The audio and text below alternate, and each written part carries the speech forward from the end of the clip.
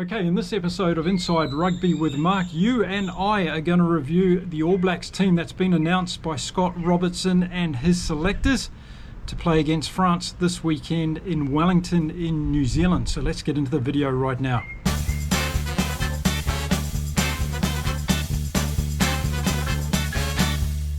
Now, g'day everyone, welcome back to the channel. We've got a lot of new people to the game of rugby joining us here on this channel, and I just want to let you all know that when we talk about, or we use the word Razor, we're referring to the New Zealand All Blacks coach. Yes, his nickname is Razor Robertson, and I'm sure there's someone out there that can tell us why he's called Razor Robertson. I'm not too sure myself, so there's one that we can drop in the comments. But if you do hear the name Razor, that's what it's all about.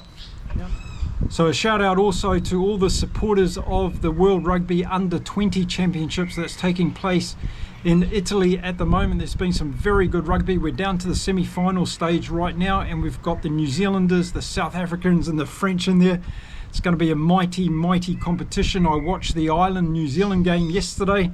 The Kiwis put on 67 points against the Irish, but I've got to say the Irish have got a superstar coming up. Their number 8, Ocean McNoe, he was fantastic in the beginning of that game, and Ireland were pretty good, but the Kiwis came out on top, and boy, we've got some good lads coming through, that's for sure. Okay, let's get on to the All Blacks second test team, and if you hadn't seen my prediction video on this, shame on you, but I wasn't too far wrong, folks. I got most of them right, and a couple of things that I want to talk about those players that have been selected and what I'm going to be watching out for this Saturday in Wellington. So let's start off looking at the forwards that Scott Robertson and his crew have picked for this game. And it was pretty predictable, I think, given that Scott Barrett was going to be out with his injury for the rest of the series. And we start off in the front row, and we've got Ethan de Groot, Cody Taylor and Fletcher Newell. And there we go. I thought Tyrell Lomax might be ready to come back, but he's not. He's still injured. So Fletcher Newell slots in there again. And I've got to say, I'm really excited about the tight five for the All Blacks this year. To think that we've got Tamati Williams out injured at the moment, we've got Tyrell Lomax out injured at the moment, and we've got these two guys in De Groot and Fletcher Newell doing a good job in the front row. So there's a plethora of good quality tight five forwards for the All Blacks this year, and I'm very excited about that. Moving on to the locks, and it's Patrick Tuipulotu that's coming in as everybody expected. He's going to be partnering with Fabian Holland, and again, we're not going to lose too much there. As far as I'm concerned, I think Tuipulotu's had a great season so far. Looking forward to him being back in the black jersey. I think his game goes up a little bit of a notch when he gets in that black jersey, and I'm sure he'll do a good job on Saturday. And then in the back three, well, as expected, Tupou Vai's good to go. Some of us were concerned about that injured shoulder that he got in the game in the first test, but he seems to be recovered okay. So he's going to be lining up in 6 again. Ardie Savea will be the captain at number 7, and Christian Leo Willie gets another role at number 8. Want to see these guys step up a bit more. I thought it was a part of our game where we weren't too good. Savea had a really good game, but I think Christian Leo Willie and Tupou Vai need to show a little bit more in their positions, and I'm looking forward to them doing so on Saturday. So that's going to be the starting 8 for the All Blacks this weekend. Let me know what you thought. Did you pick that starting 8, or did you have somebody else or a couple of other players in the mention for their starting 8? Okay, let's have a look at the All Black backline, and were there any changes coming in? Well, let's have a look. First of all, halfback Cam Roigard, and good to see him back starting again this week. Played very well, I thought, last week. Looked dangerous, did a couple of sniping runs, got the ball out good to Beauden Barrett, so good combination there working. Good to see him back. Beauden Barrett, one of the best on field, I thought, for the All Blacks. A couple of the kicks didn't come off last week, but his kicking from the tee was brilliant. And he did do a couple of things that were good in terms of getting the back line away. It was all about the execution. I'll talk about that in a second. Then moving on, we're going to see Jordie Barrett back in 12. One of the question marks for me, and I know a couple of you have mentioned it as well. Then we've got Billy Proctor in at 13. Good to see him to get another go. I know that he didn't have a good game last week, but he's got an opportunity to play on his own ground this time, where he's a Hurricane, of course, and I think he'll step up this weekend in Wellington and give us the best version of Billy Proctor. And then looking at the wings, what was Razor going to do here? Because we knew there was going to be a change. And what he's done, he's decided to put Rieko Ioane in the 14 jersey and bring Caleb Clark into the number 11 jersey. Now, I've read some people say that Rieko hasn't played in that position before. He has actually played in that position for the All Blacks on a number of occasions, and scored a couple of tries and done a few things out there in the 14 jersey, so he has played there. Good to see Caleb Clark back. Gives us another dimension under the high ball, and I think that's something we were lacking in that first game. So going to be good to see how he goes there. And Will Jordan's going to push back to fullback again, which a lot of you are happy about, to see him in that position. So there we go. That's the All Black backline that's going to start the game. Good to see Caleb Clark come back in.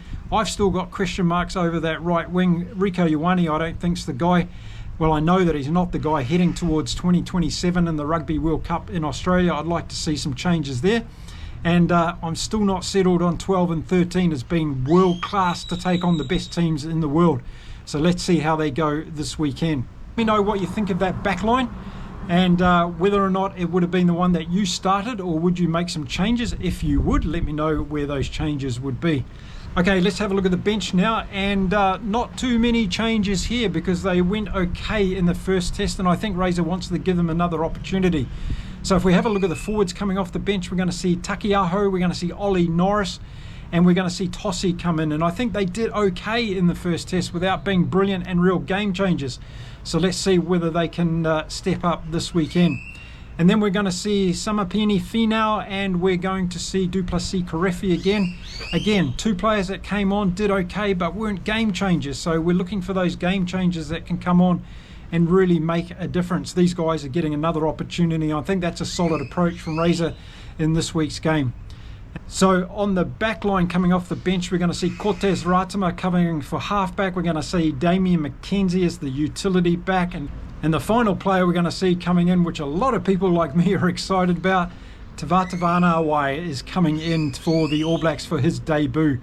And I can't wait for New Zealand's version of Bundy Aki to hit the field in Wellington on Saturday night. Congratulations to him, a fantastic effort getting called up to play in the All Blacks, and we're going to see what this young man can do. And I'll tell you what, I think he's going to be one of our superstars heading towards 2027. He's a fantastic athlete, and he's going to cause all sorts of problems, I think, to that tiring French defence in the second half. Let's hope so. So there we go. That's the All Black team that's been named to play against France in the weekend. Now, what do I think of the team? Look, I'm pretty happy with it, except for Rieko Ioane. I think we've got an issue on one of the wings that we need to find a solution to, because Sevu Reece is not the guy, in my opinion. And I've got my eyeballs trained on 2027 and who we need to get into the team now. Build them up, give them the confidence, let them score tries, get used to playing the top teams in the world. That's what I want to see happen now, not 6 months before the Rugby World Cup. And I think Sevu Reece and Rieko Ioane are not the two guys that we need on the wings for the All Blacks. So let's see what Razor does in the third game if the All Blacks are successful in pulling this one off in Wellington.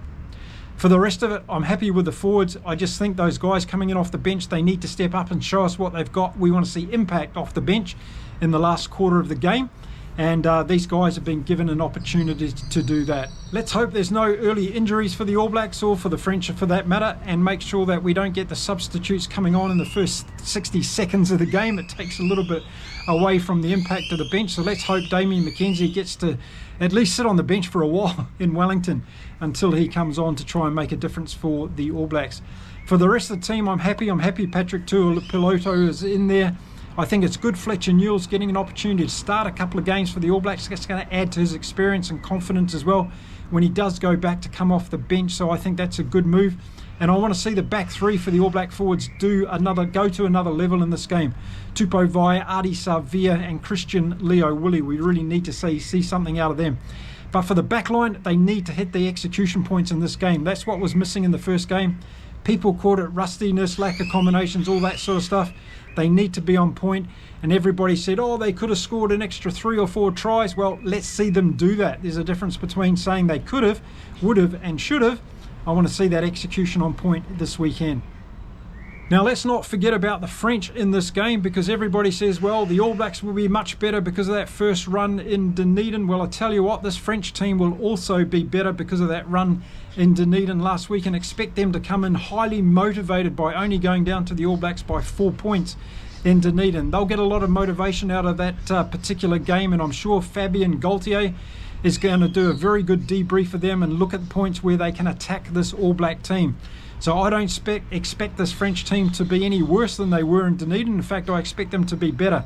So this is going to be another cracker game, and if the All Blacks are not really on point with a lot of areas of their game, they're going to have another tight, close one in Wellington. You know, I've been saying it for the last 12 months, and I'll continue to keep saying it until we get to the Rugby World Cup in 2027. The difference between the top teams in World Rugby at the moment is reducing year on year.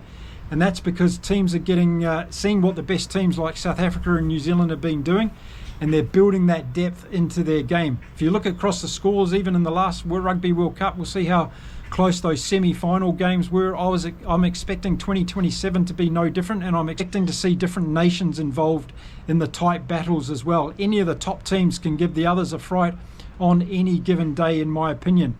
And kicking is going to come down to being a very important factor. The percentage of goal kicks and penalty kicks that are taken and succeeded can be the difference between winning and losing these games. So take away all the power of the forwards and the dynamic play from the backs. It's going to be a lot of the kicking percentages that are going to win these big test matches for a lot of teams. So keep your eye on that this weekend. Who does the better goal kicking throughout this game? It could be the difference between winning and losing the game. So there we go. That's the All Black team for the second test to play against France in Wellington this weekend. Let me know your thoughts on the whole team. If you've got some specific players that you'd like to see playing for the All Blacks in the third test, let me know in the comments. I read all of those and enjoy reading them, and I'll respond to as many as I can. Okay, that's it for this video. Good luck, everyone. Keep watching your rugby all across the world. Plenty more content coming up here. Got a video coming out today about the British and Irish Lions, their tour so far in Australia, what I've been thinking of that, and what I'm expecting as we head closer and closer to that first test match on July the 19th against the Wallabies. I'll be back again really soon with some more content. Until then, stay safe, stay well, keep enjoying your rugby across the world.